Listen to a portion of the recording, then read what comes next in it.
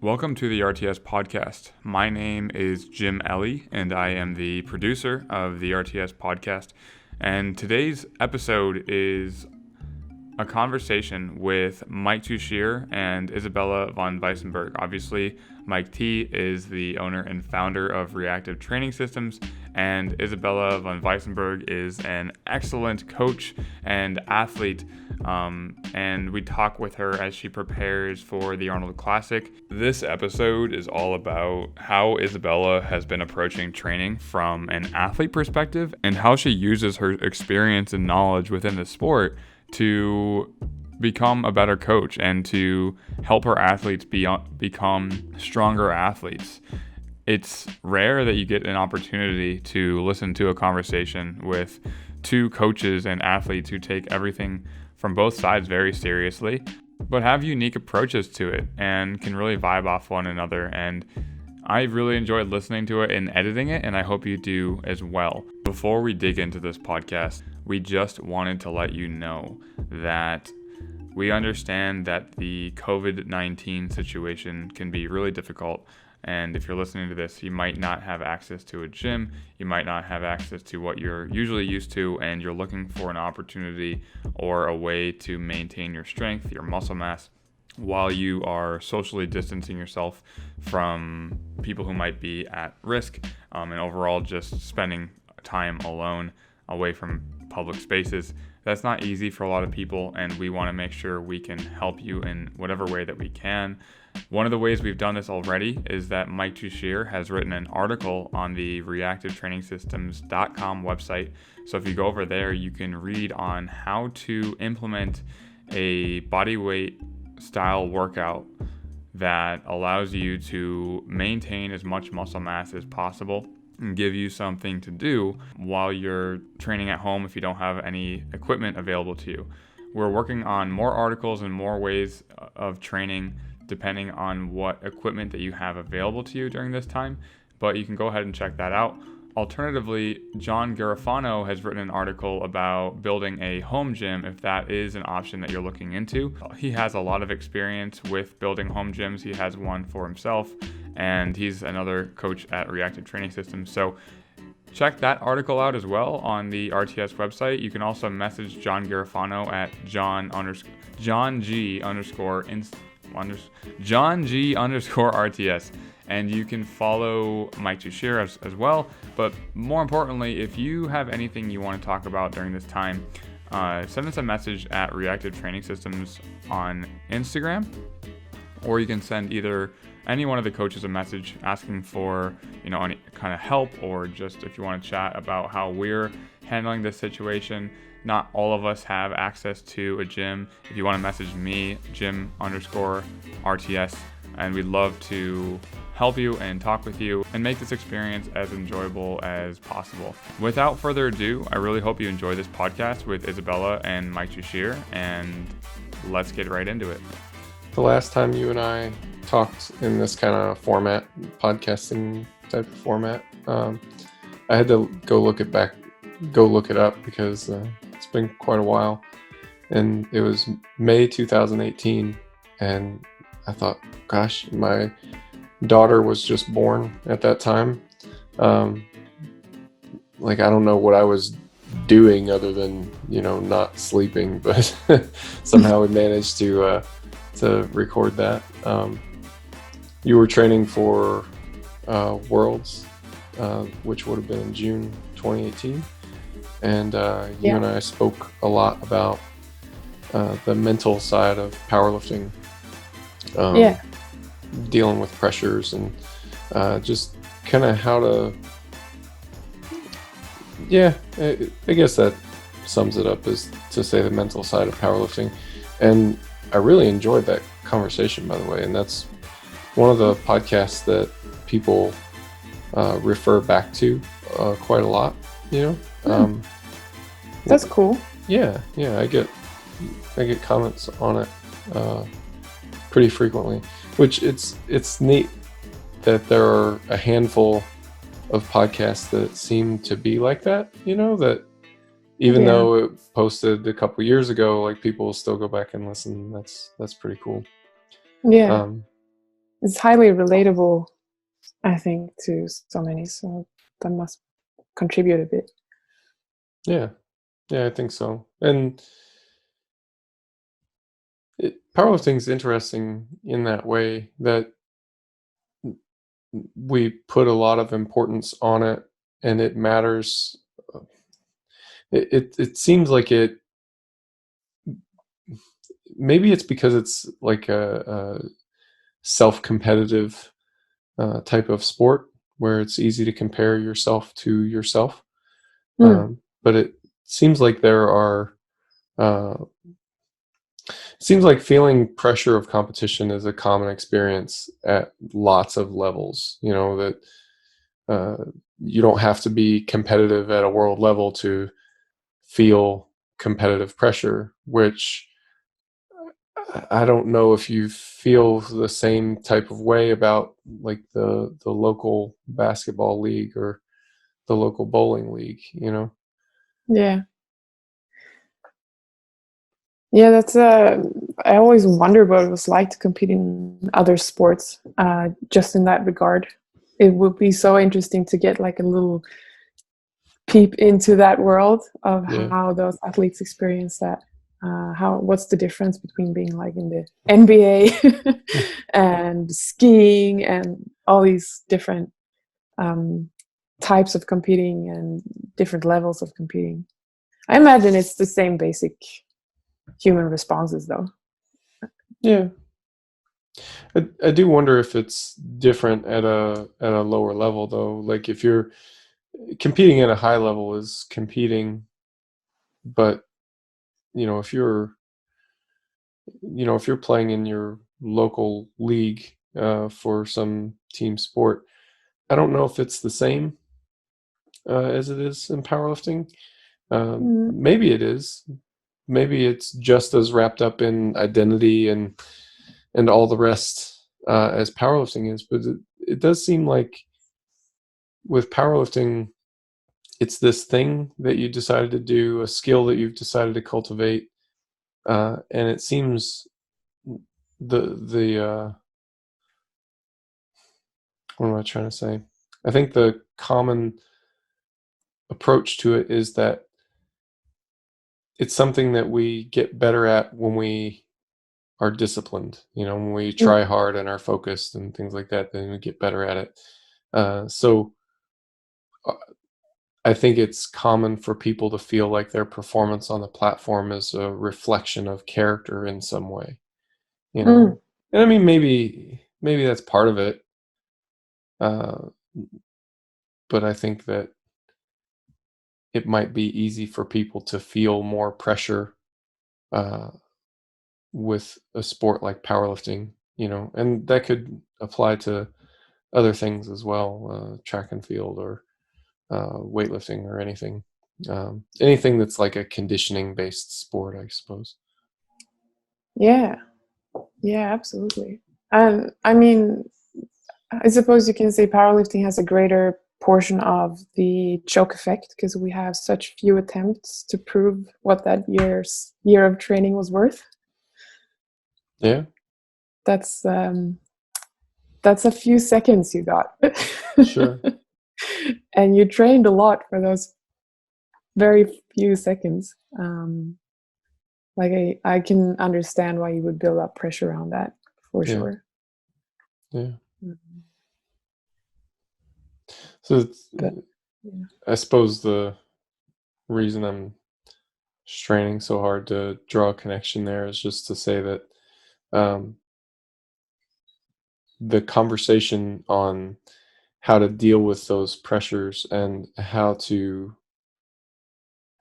frame your experience is important, you know, for people at a variety of levels. You know, if you're competitive, if you're a competitive type of person, or even if you're not, um, you're always at least competing against your past self. Even if you don't sign up for a competition and compete, the fact that you go to the gym consistently and care about how strong you are, you know, that like it doesn't even have to be the power lifts. I mean, it's not for me currently, you know, but man, if I miss a front squat, that I feel like I should hit, then that affects me in similar ways to a deadlift or anything else. Yeah, it'd be nice if you could catch a break. Like, I did good a while back, you know. Can I just hang on to that for a while? Right. Why do I have to compete against my past self? My past self did great. That was Can't good we all enough. be friends? Yeah. But I mean, that's the reframing, right? That, you know, the recognition that getting continually better is kind of this unreasonable expectation that we sometimes hold ourselves to without even realizing it. Yeah, we are conditioned for growth, I think. Yeah. It's our human experience to want to um, expand ourselves. Mm-hmm. I think that comes with looking back, being able to reflect back on what we've done and use that as a tool to create a future that we want to grow into. Yeah. I actually think that's the reason we have memories. Like how memories are highly unreliable, so why would we have them? Well, we have them because they are something we use to create a future for ourselves. So our past story is our future story. Yeah, kind of establishing the trajectory. Yeah. Exactly. Okay. Has I suppose in the last couple years since our last podcast, would you say that for you personally, has it been more or less the same? How has your mindset changed or evolved? Ability to put any of these things in practice, things like that. Yeah, it's changed a lot to the better. Ups and downs with that, of course, but I feel like looking back, I feel so much calmer with the tools I've developed over these past years. Like the tools I've worked on, the skills I've worked on I've done that actively to become calmer because I've been I've been really wound up as a lifter in my past. And I think it came to a point where I was like, I have to have this experience in a calmer way. It's not going to work. But you mentioned in the beginning, last time we were on the podcast was before Worlds. Mm-hmm. And I kind of want to, I guess, rewind a little bit because in March, that was in May, but in March, I was prepping for the Arnolds. And that was our first competition together as coach athlete. And I think that was a big turning point because I'm prepping for the Arnolds now for the second time. And I remember so clearly looking back that at that time I was thinking, wow, this is such a huge opportunity. This is really a world stage. This is an invitational meet. And, you know, you get these like really, really good lifters there. And obviously I am not at that level that they are. I'm there to set like my world record in my weight class, but I'm not going to win anything. So I'm just going to have fun. This was a very clear mindset that I had. And just like experience that cool situation. And we started training, and training was just like going extremely well. I was like, holy crap! I feel like I'm becoming a really good lifter in this process.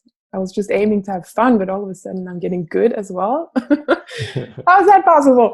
You're supposed to angst over it. How else would you get good? And now that I'm prepping for it, I had this feeling of ownership over my permission to be there, like for myself. While 2 years ago, it was more, oh, I'll show up and I'll have fun and I'll do what I can and like respect the opportunity. Now I'm like, well, I'm going to show up and own the fact that I deserve to be here. That I worked myself to this point. And whenever I think of a competition now, I don't think about, oh yeah, we'll see how it goes. I think about, what do I take ownership of? What goals do I have that I want to own up to? I can actually verbalize that I go into a meet to win. If I don't, I don't, but I go there to do something, and I can own that in a whole different sense now. It doesn't freak me out to have those feelings. I feel calm about it because I owned it. So, like, you have specific objectives for each competition that you enter. It might be a placement, it might be a certain lift, or something that you want to achieve, and that you're deciding that for yourself. It's not, a thing that's, foisted upon you by the circumstance. Is that? Yeah, exactly. And I mean, usually my objective is always more or less to do my best. I think that's a very good objective. Yeah. Based around the experience I have, like what skills do I need to actually have in the comp and in training, but do my best with those skills that I'm working on daily. But doing my best means something different now. It means it's not a very modest goal anymore. I feel like that means so much more, doing my best, than just, I'm going to do my best because I don't really know. I don't really know what that is, so I hope it's good enough. It's a good point. The whole idea of, doing your best can be a cop-out goal. Like, I don't really know what I can do, so I guess I'll do as good as I can, like that kind of thing. Or it can be a lot more directed. It can be a lot more forward-leaning. I like that approach, and it's a difference in attitude to some extent. Yeah,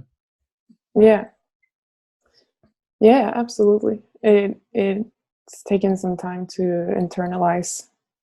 And I mean, that's not to say I don't get nervous, or I don't feel anxious, or I don't spam my coach about pulling out of the meet because I'm not strong anymore. I don't know. But I mean, we all have those situations. Of course. But the the overall feeling is that I have a sense of trust in what I can accomplish,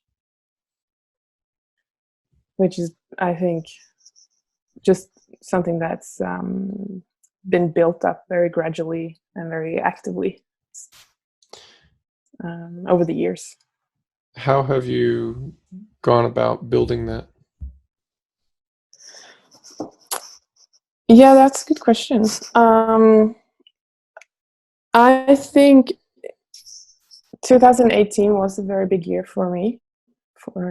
As a lifter, I became a lot more independent because I was challenging myself a lot more. Maybe a little bit too much. Looking back, like, that's a lot. But with like big challenges, you get big gains, but you can also get big failures, or big misses. Failure is kind of a negative word. And I think just having jumped into multiple situations where I succeeded but also did not succeed was extremely useful. Sitting with every attempt that didn't succeed and just being, that didn't go my way. What do I do now? What do I do now?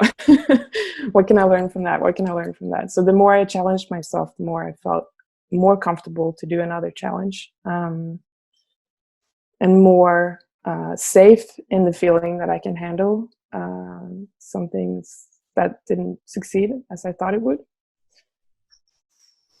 So that's one big aspect of it, just a general different approach. And I think the other one is environment and habits, just like really cleaning up my lifestyle habits, like daily things, like daily mindfulness practices, daily meditation, daily self-care, versus back in the day, self-care was on Sunday when I took a walk. Now it's like, okay, something every day that actually de-stresses my head, like takes my head away from lifting, down prioritize lifting for a few hours. Yeah, and being in an environment that's been very healthy and made me thrive. I think those are some of the main things. Yeah. Yeah. I know you've done quite a bit of speaking and presenting on sports psychology topics, and then yeah, I guess that's probably an accurate way to categorize it. Do you feel like the research that's involved in that, and then preparing to present on a topic or something like that, do you feel like that's been helpful to internalizing any of these lessons? Yeah. I think it's been helpful to have a theoretical idea of what's happening, so that when I pull myself out of my bubble, I can see what is sort of going on. And it's also helpful as a coach to have a framework for what could be happening. When someone is, for example, like latching on to certain thoughts, creating a reality out of one thought, or just like responding to stress a certain way, having a different frame for that, making it's I think it's nice to make things less personal. Like, my life isn't this this wild thing that lives its own theories. I think there's an idea here that I can, how should I put it? It's not so much a mystery as it was when you look back on, you might remember your own teenage years when everything was a mystery. Yeah. All your feelings were like, why am I feeling like this? Why am I experiencing this? But at a certain point, I guess in adulthood and like with more psychological knowledge and experience, like, oh, okay, I kind of understand why I'm feeling this. And I kind of also understand how I can look at it from a different perspective. Sure. Knowing that why. That makes sense. Yeah. From a coaching perspective. No, I'm hearing my own self-talk. Yeah. Sorry, I had an echo. Seems to be gone now, but oh, good. You mentioned coaching, and I suppose that your investigations into sports psychology have been helpful in understanding what athletes might be dealing with and things like that. Do you find yourself guiding them through similar strategies and processes as to what you've applied to your own lifting?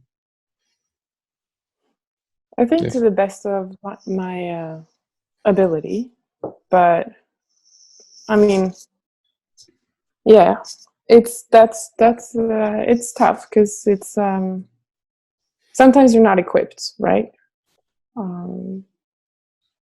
But if you can listen and usually let people talk a lot, they will usually find that they hear themselves say things. And sometimes that is quite enough to let people narrate what's going on. And then just investigate that narrative a little bit, and like, okay, so this is, I'm not using these words, but like, this is your story. What else is there? How else can you look at it? Yeah. But I definitely really, really enjoy coaching through that first meet experience, or like when lifters have a lot of anxiety attached to lifting or competing.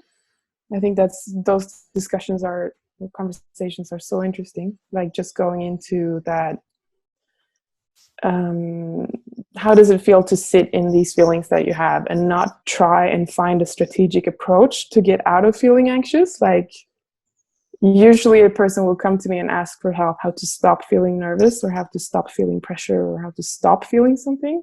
And then we start talking about, okay, but how can you feel it? How are you going to be better at feeling that? That usually gets really interesting because you can see pretty quick development when you start looking at that. Yeah, I would imagine.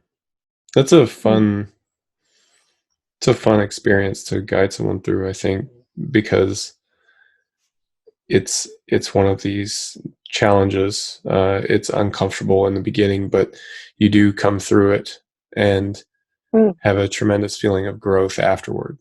You know, I think that's Yeah. It's nice. You know, it's kind of this nice leveling up of one's ability. You know, and yeah, it's neat to guide someone Absolutely. in that process. And you're never going to believe it when someone says it to you, but you will get better at competing with time.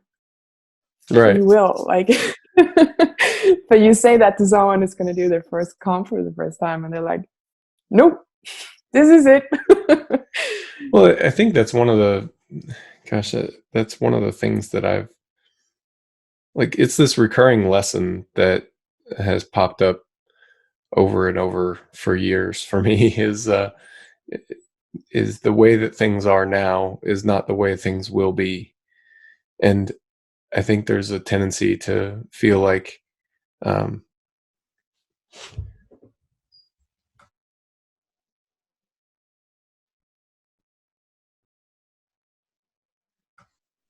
pardon me, cough break. I think that there's kind of a tendency to, I suppose, just to feel like, I'm nervous for this competition. Competitions make me nervous, as an absolute, as a thing that's more or less immutable. I'm angry at this person and I'll be angry with them, like it sounds silly to say it out loud, but I notice, maybe I should speak for myself, but I think it's generalizable to some extent, that I think people can act as if the way that they feel about a thing now is the way that they will feel going forward. And that those things change, and there's a difference between knowing that it will change. Like, if you sit down and ask someone, well, do you think you're going to feel this way forever? Well, no, but we act sometimes as if we will feel that way forever, Not sure if that quite makes sense, but I think it makes a lot of sense. Training can be boring at times. It can be fun and exciting at times, and the way that you feel about it will change, and the things that are interesting to you and motivating to you, and any of those things change, and that's normal. Should be an expected part of the experience. Yeah. It's like comforting, but also not comforting. Yeah, totally. Because the things that are good about it, we would like to think that they'll stay the same and be there forever. And the things that are uncomfortable, it's nice to think that those will be transient, but I think all of it's transient, for better or worse. Yeah. Everything's impermanence. Sure. That's quite Buddhistic of you, Mike. We like to veer into the realms of philosophy and wade into waters that are too deep. So, yeah. But yeah, I think that is, if you look at it from a life perspective, that's it's helpful and it's interesting. And if you go down on a micro level and look at it as a skill set to be able to take one experience and, I think I mentioned before, like, not latch onto it, that is extremely useful. It can be this experience I had with this whole meet that I had on Saturday or whatever, or last year's training. Overall last year's training. or just this thought I had right now in the second before I was about to squat, that was, no, you can't, you're gonna fail. Like all of these things that like come over us like tidal waves sometimes, and we're like, oh, that's the truth. That's reality. To have that ability to take a step back from that and say, well, it's probably not a very permanent reality in that case, like that's going to pass. Yeah. And it's very useful for powerlifting, I think. Yeah. And do you cultivate these types of mindsets actively, or is this something that arises from the things that you've mentioned, I suppose, like self-care and some mindfulness practice and things along those lines? Yeah, I mean, definitely just basic like meditation. That's useful. That's practical. Doesn't feel like much, but things happen. You don't think it does until 4 months later. You're like, something happened. Right. It's one of those things that's interesting in the disconnect between cause and effect, I suppose. That I mean, it's something that I have not been very disciplined about doing, but I see the connection. Like I've done it enough to where I can see the connection, but not so much where I can be committed to it, I guess. Yeah. But yeah, it's interesting. I suppose just what you're saying, that you do this thing and it doesn't feel like anything happened, except for this cumulative effect later on. I suppose it's not unlike training in that way. Yeah. Yeah.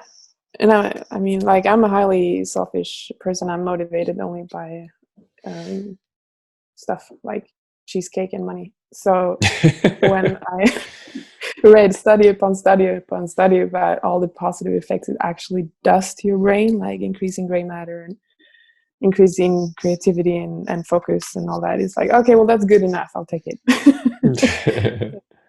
That's the psychological version of cheesecake that I need. But because it's boring, like at first you just sit there and Sure. I'll end up with a session being frustrated and angry, and that's not a good feeling. And then you'll feel like that sometimes.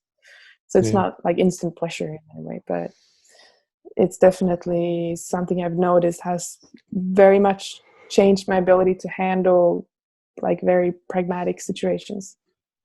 I mean, just this podcast, I get nervous getting on a podcast or having public speaking, and I feel like my heart starts racing, and it's like, I forgot to breathe.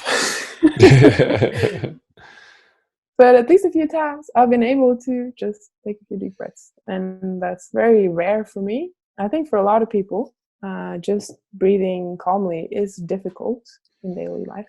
That's hard, especially with the breathing patterns that we develop. We, like a general we, not everyone obviously, but you know what I mean. Yeah. So that's one practice. And I think to answer your question, you sort of have to in training. You and I had this we chatted on Instagram yesterday about getting up to weights where you start to feel anxious even though it's not even a max weight yet. Yeah. And I think if you're going to be good and you committed yourself to that journey of like pushing these pretty like damn scary weights, they can kill you if you do something wrong. Like, you got to respect that that's something that's going to impose anxiety upon you.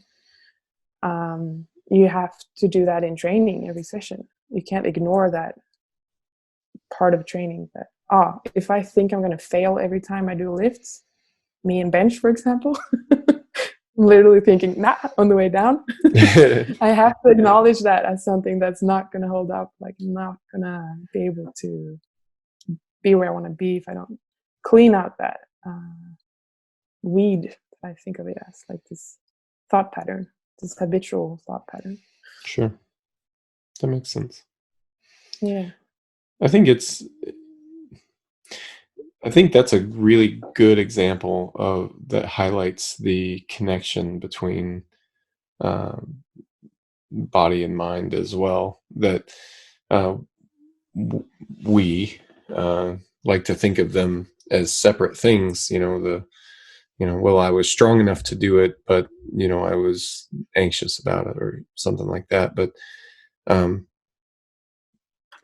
just the training, the fact that you do it repeatedly, and you put yourself in this anxious situation, you get stronger physically, but you also, in some sense, get stronger mentally as well. That anxious feeling in response to a heavy weight on your back it dampens, and I don't think it ever goes away in the sense that it's just not present, but it fades, and your ability to deal with it improves, I think. Yeah. Sort of like any training response. Yeah. Like at first, it will be like a very big reaction to stimulus. Yeah, definitely. What you can do if you don't want to be uncomfortable by that stimulus, you cannot train it, and then you will definitely not be faced with that discomfort. That is one way out. Exactly. But then you won't but then you have a big roadblock. Or get uncomfortable squatting. Hey, well, have you tried just not squatting? Oh, yeah, that's such a good solution. Right. Avoidance is the best strategy. Yeah, absolutely. When you think about it like that.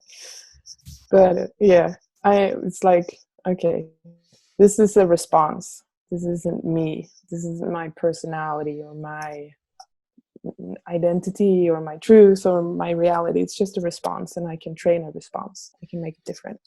Yeah. Yeah. And just that the experiencing it in some way can be, I suppose it's a stimulus like anything else. You can have too much, but if it's cultivated in a healthy way, then you can experience that and end up better for it. That's how I tend to think of it anyway. That if the example that I gave yesterday was getting nervous when I'm squatting. I'm kind of still in this rebuilding phase, and the weights feel very heavy because they're heavier than anything that I've held in quite a few years at this point. So it feels very heavy, and I feel anxious in response to that, but it moves very well. And so there's this disconnect between the emotional experience of it and then the cognitive experience that, like, I reasonably expect this to go well, and it has consistently gone well. There's no reason to think that this won't go well, yet I feel differently, so just kind of managing it, setting it to the side and doing what I need to do. Then that response has dampened, and then the next week it's a bit heavier, and so that response comes back. But that's fine if it's progressive in that way, and then hopefully I end up at a point where I still get that feeling, because I think that's normal and maybe even beneficial, but it's with a weight that is actually challenging uh, instead of just merely more than I've done recently, Yeah. If you look back at the time where you were last, when you were last at these weights or these percentages, how was your experience back then?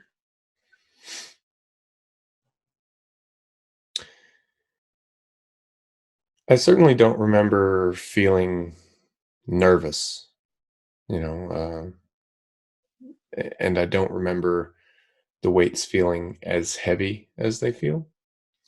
And I think it's because I was conditioned to handle heavier weights. And what I'm doing now is essentially rep work, and that's lighter than what I was doing in other parts of my training, so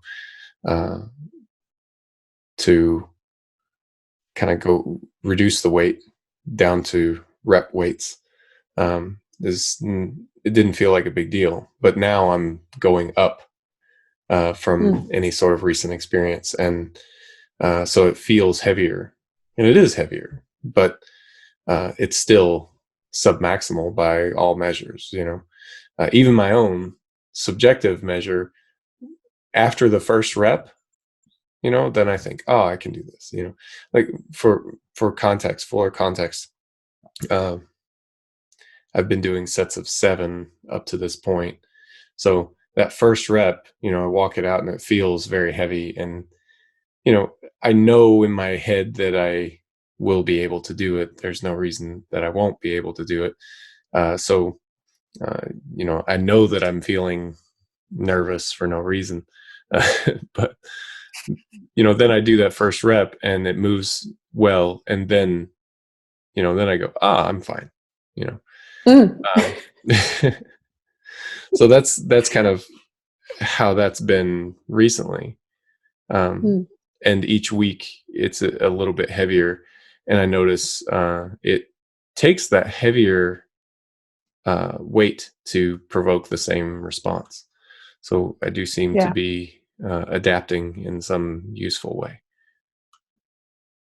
Yeah. So do you notice any difference in like recovery? If your arousal levels in training are up a little bit, do you feel more tired after training, or is it sort of the same? It's hard to say. I would expect that it would make me take longer to recover. And I can definitely, tell a fatigue response. I feel a fatigue response, even though I'm only doing like up to this point, it's been like 2 sets of 7. So it's not a lot of work, but it's also a movement that I'm not very familiar with at this point. I've taken several years off of it, and then, coming back to it now, it's essentially a new movement. So there's that. It's heavier and, a bit different. It's taxing tissues a little bit differently. So yeah, I mean, I notice fatigue response, but it's not totally clear to me if that's just due to the nervousness feelings, or if it's due to other things, just the differences in mechanics, say. So I'm not sure, but I mean, there is a difference for sure. Yeah. Yeah, for me, that type of training compared to just like average, still pretty heavy, but not very highly aroused lifting in the squat and deadlift is like, okay, so now I need to sleep for 2 days. Yeah. So now I'm at that lifestyle. Okay, how do I handle this? I have work. Well, I was actually going to ask you about that. Do you find that, do you get much interference between being a coach and being an athlete? Yeah, that is such a good question. At times, absolutely.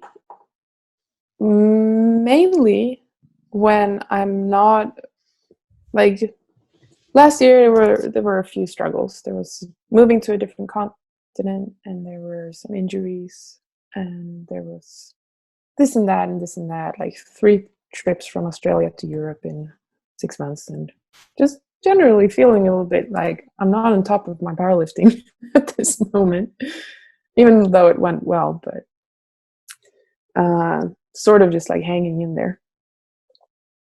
And I think when I'm at that point where I just want to, I don't know how long I can do this for, I find it hard to compartmentalize that feeling from the people I work with, because I have a big passion for lifting, and that's a skill as a coach that I can be very attentive and invested in the people that I work with, and be very excited for them, and like, oh, okay, I hear you, and these goals are really like interesting, and like take that in. But when someone, like, you're sitting there and you're like, I just want to do like gardening, so I'm tired. That is hard. Thankfully, that's also not forever. Like, it's my responsibility to recover and focus on recovery so that I can do my job and be good at it. It's not something that's super easy. I'm sure you can relate, like having things going on in your life. But that compartmentalization can be difficult sometimes, where you want to take a step back, but you need to take a step in. And maybe even like, I think especially because even if I'm not super invested in my own lifting, I can always listen. I can always, like, write programs, obviously, and like do my job. But when I'm frustrated, like when I'm injured and I'm angry with myself for not showing up at my sessions, I'm skipping them because I don't want to be there. When I'm doing these things that I really like disapprove of in myself, I really need to be mindful to not project that like on athletes. Oh, you shouldn't do this. Like, I really need to watch myself. I don't think I've made that mistake, but I'm very mindful of it. Yeah. To not take my own frustrations at myself into account when I'm hearing somebody else like, oh, I don't feel like training right now. And I'm like, well, you should. Yeah. It's just like projecting your own stuff back on other athletes. Yeah, exactly. So being mindful of that is super important, and tricky. But yeah, usually there are things you can do that help.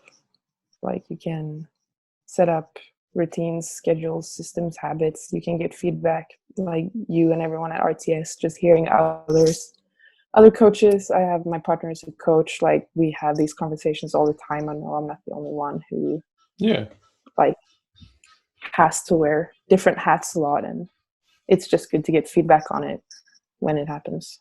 Yeah. It's a bit of a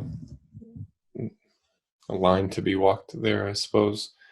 Like, one thing that we talk about a lot is that a big aspect of coaching is the leadership aspect, and I think sometimes that requires us to put those components, those initial reactions aside, that to be extra careful that we're not, even projecting a response from one athlete onto another, that, you may have a situation with one athlete, and that's not generalizable to everyone else, and it's obvious to say it out loud, but it's also, I think it's normal to a degree that if you have a solution to one problem, that you would try that solution to problems that look similar. But there's a difference between looking similar and being the same. Kind of putting our own emotions second is an important skill for being a coach, and that's a from time to time thing, that a debt that has to be paid elsewhere. I think, like you mentioned, self-care and things like that. It's important to do that so you're capable of providing that type of response when it's needed. Exactly. It's a responsibility.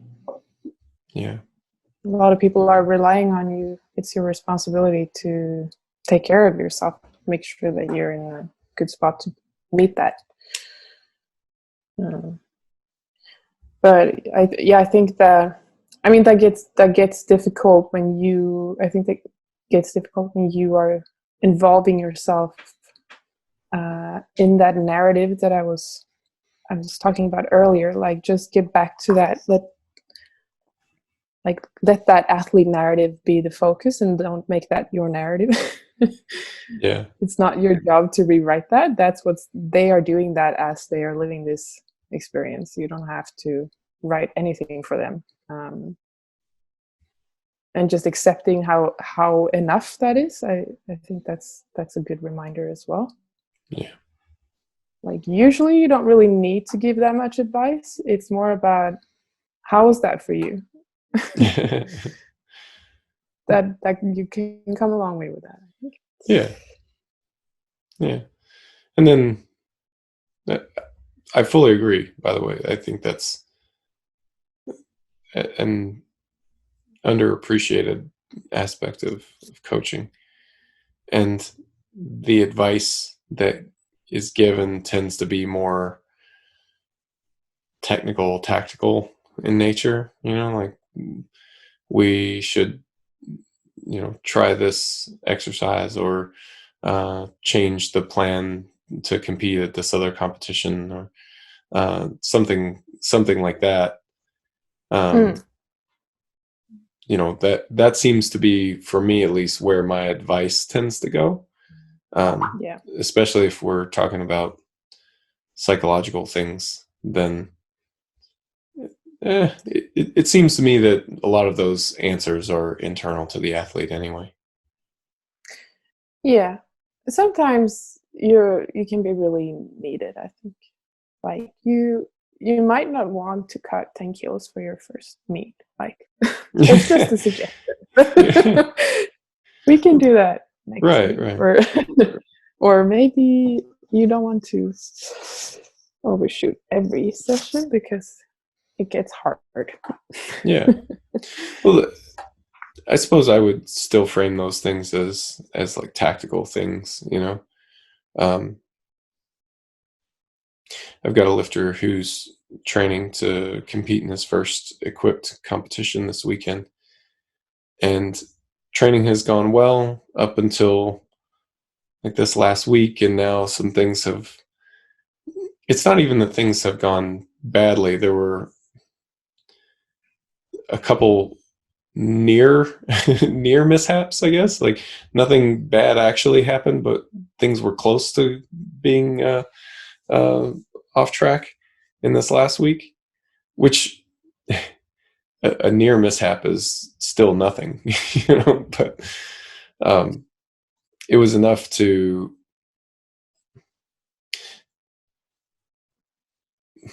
how do I want to say this? Everything seemed on its surface to be not a big deal.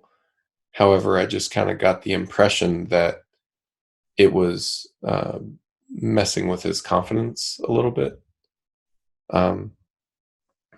So I think it was appropriate in that case to just remind him of everything that was a positive indicator up to this point, and just kind of help to reframe things so that we didn't make too big of a deal out of nothing, So I think that's useful. But yeah, again, I think a lot of the answers to mental cognitive struggles are, located internally. Like you were saying, just asking questions and helping them to talk through those issues seems to bring the solutions to light. Yeah, absolutely.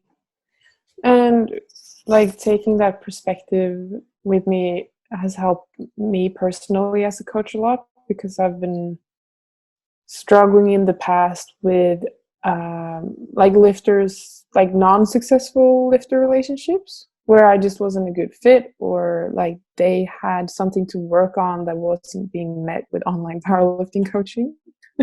Like, things like that happen all the time. Yeah. And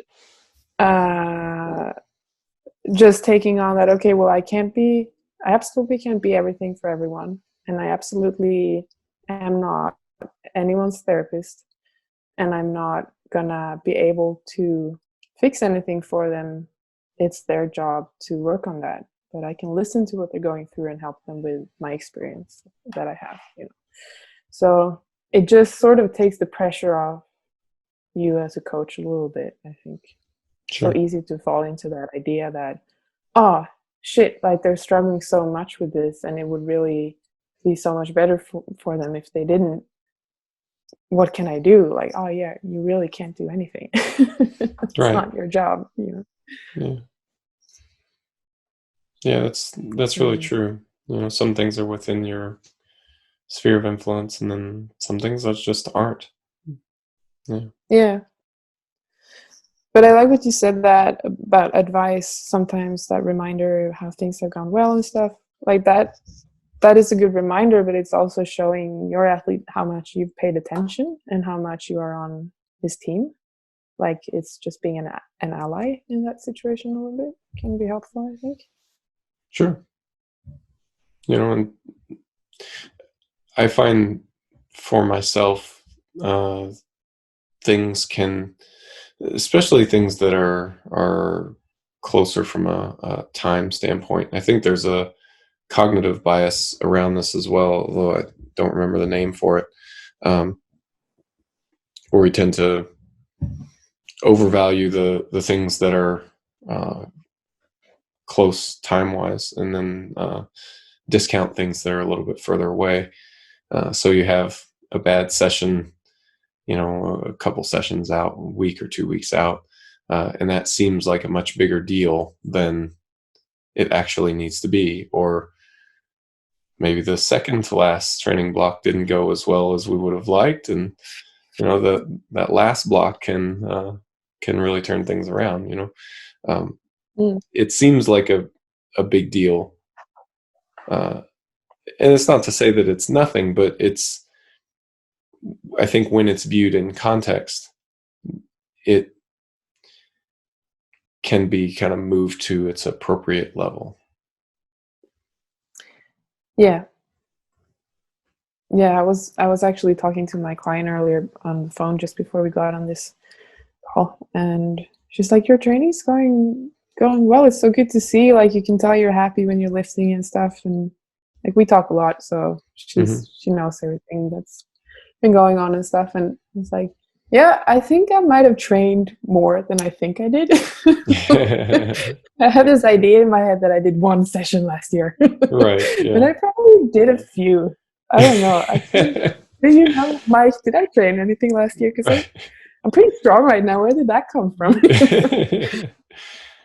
How many sessions did I actually do? Yeah. Because I had like one bad week and then I catastrophized my entire meet prep. Sure. Yeah. That happens quite a bit. Yeah.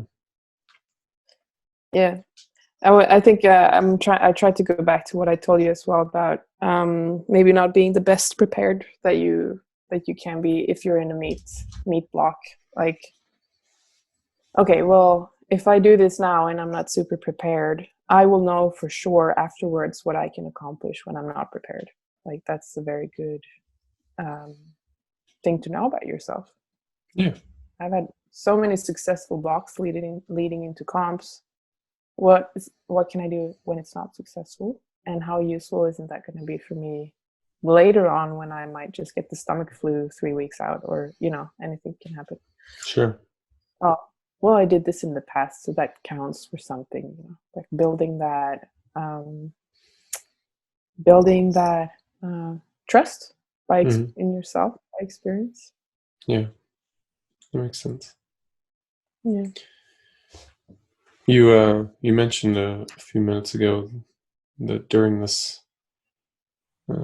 period that we've been talking about, you moved to a new continent. Do you care to revisit what that's been all about? Do you care to explain why? Explain yourself. We ended up here doing a seminar almost exactly a year ago. Uh-huh. One in Melbourne, one in Sydney, one in New Zealand. And the first one was in Melbourne. And I mean, first week here, I met Alex, my partner. So that went well. A good start to my Australia trip. So this is where I live now. that escalated quickly. So yeah, I've been here over 12 months and looking to find a way to get permanent residency. It will probably be through a partner visa, hopefully. Mm-hmm. And I live here, coach from here at PTC South Melbourne. It's where I take clients for personal training. Mm-hmm. And then obviously right here in my home office doing RTS stuff. Yeah. It's a pretty good situation. Indeed.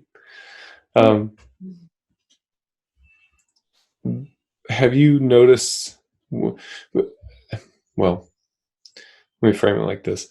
I think people like to theorize about the differences between online coaching and in-person coaching. I suppose since you've done both and are doing both, that it's not really theorizing for you. So what would you say are the you're right. What would you say are the biggest differences? Feedback would be number one, obviously. Feedback is, of course, the most effective the quicker you get it. And I mean, this is from like why we program certain exercises to give athletes immediate feedback through the actual physical activity, like, oh, the bar is hitting the pin in irregular pattern. That's feedback. But me responding to their training videos 2 days later, it's okay, but it's definitely not immediate. With personal training, you're there, you're looking at them, and you can ask straight away, what was that? What happened? How'd you feel? What was that? And it's just what was that? What'd you do that for? Yep, I'm a good personal trainer. But so what happens then is I think when it comes to technique, it just quickens the learning pace. Like I have one client coming in 3 times per week, and like we've seen some massive difference in a very short time. That would be hard to convey through online coaching, like external rotation in that position and moving that foot 2 centimeters that way, and just being on point with every time you squat. We make sure that we don't repeat a pattern. Like everything is very immediate. Yeah. And then I think the main thing I can think of is me as a coach. I really enjoy being able to see people's facial reactions to the things I say. I really like getting on calls with my client. I just force them to book calls with me all the time. It's like, I need to hear your voice. Just like displaying emotion through voice, face, body language, all that makes coaching a different experience. And that can be tricky with the online climate. I think it takes longer to like build up relationships online.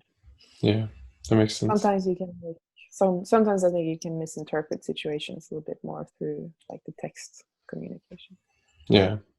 I suppose that would be a lot more apparent, given the variety of experiences that you've got at this point. Yeah. So. But I like both. I mean, I love both. Love it. Gotta stay positive, right? Yep. I suppose the last thing that I wanted to bring up and ask you about, since we spent, the majority of our time talking about mental approaches again, and dealing with stressors and anxiety, and all these psychological phenomenon, and that swirls around competing. What is it like for you? And maybe just to kind of put some more concrete experience around this. I saw recently Jessica Bittner came and hung out with you for some period of time, and you guys got to train together, and things like that. And what is it like to be in that situation when the two of you are such close competitors? And I mean,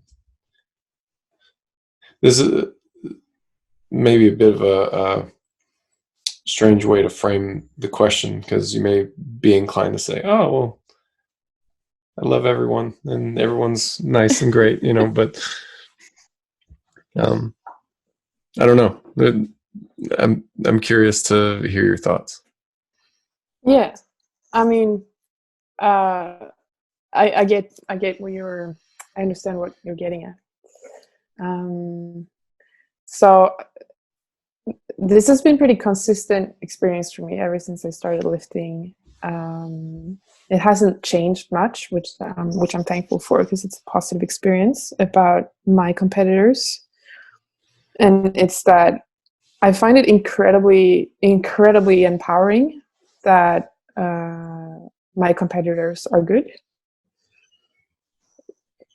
Just to see this rise in level in powerlifting, but especially female powerlifting over the years, is just such a extremely satisfying, cool, empowering feeling that I feel myself thriving in it. And it's, if the level is good, like if my competitors are doing well, that means that where I am at is really good. Again, the ownership of your experience, being good at something and owning that, and okay, well, they are doing really well, so that means that if I miss this medal because somebody else took it or earned it, that means that what I got was extremely good. Yeah. I own up to my own competence in this field. So if someone's better than me, that means they're really good. That's a fantastic thing. That's a nice framing of it as well. That it's, I like that it's an emphasis on your own performance and your own competence, and that it's not an attachment to a placing or a medal or anything like that, and that you are framing, framing your own competence, using the skill of your rivals, I guess, to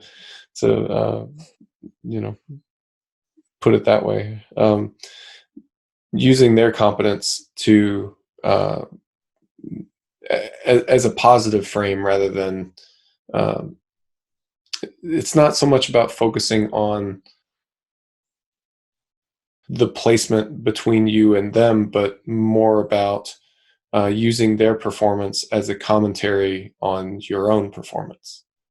I think that's really cool. I hadn't thought of doing that before. Yeah. My own performance, and also this thing that I value very highly, which is female strength.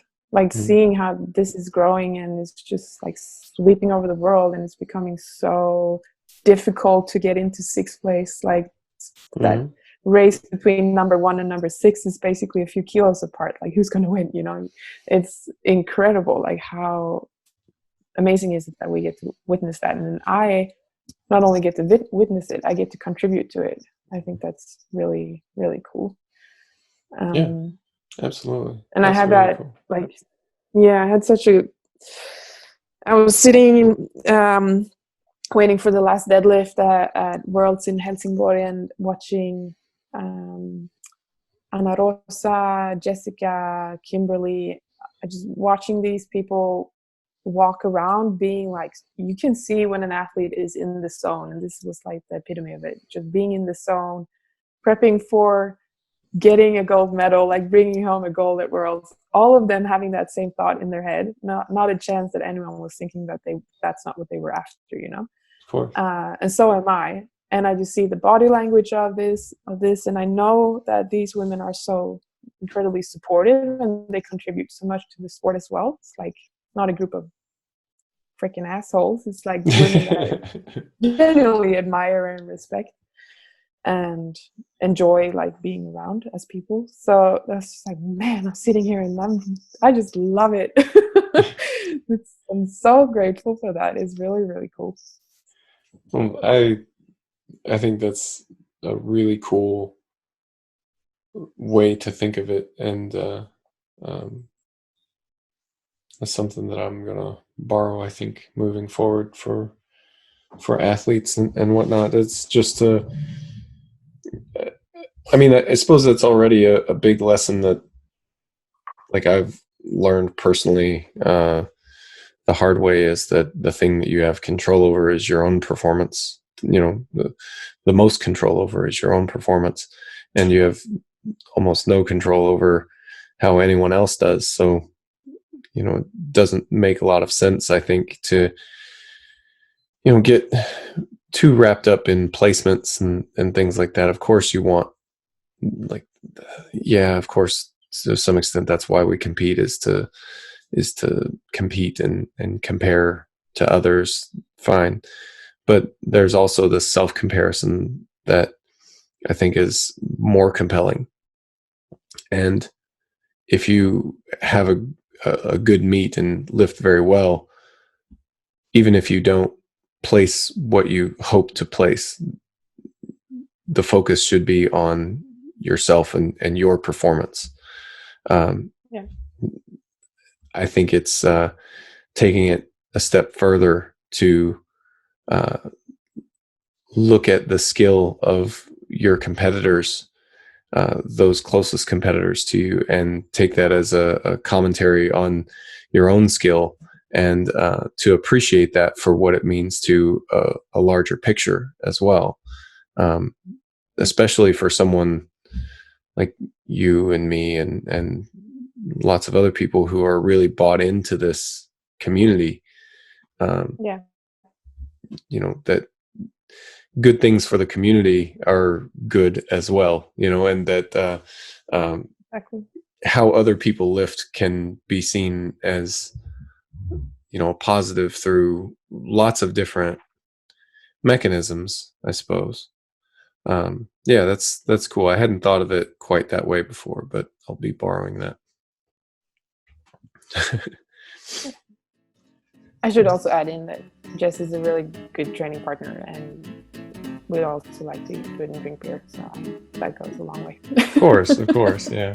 I mean, that's the other thing, and I think most powerlifters would agree that we tend to get along with other powerlifters. There's not too many people that, you know, can't at least get along with each other, I think.